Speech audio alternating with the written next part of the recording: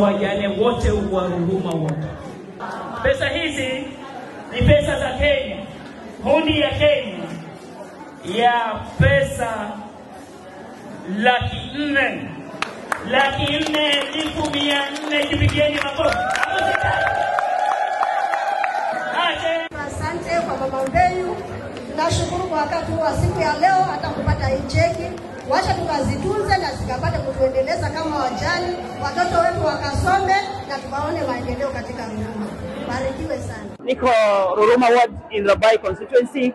Nimejumuika na mbunge Mheshimiwa Kenga Mpe Apewe. Niko na MCA Mheshimiwa Naftali Kombo.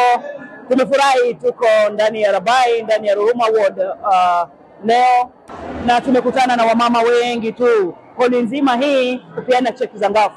Ni furaha yangu tumepeana check za groups 3 za wale apply pesa za kununua posho mili tumewapa, lakini wale wajane walikuwa wameapply wako wengi sana, zaidi ya 400 wale wajane wote unawaona hapa, na hao wamepata hundi kubwa kabisa. Kata zile hundi napeana Rabai leo ndio pesa nyingi zaidi, cheki moja ya 400,000, na waliomba ni pesa zao wataweza kutumia katika grupu yao, table banking, whatever they're going to do, waweze kujisaidia kama wajane. Ni grupu ambao mimi naienzi, niliona mara moja nikamwambia wajaze.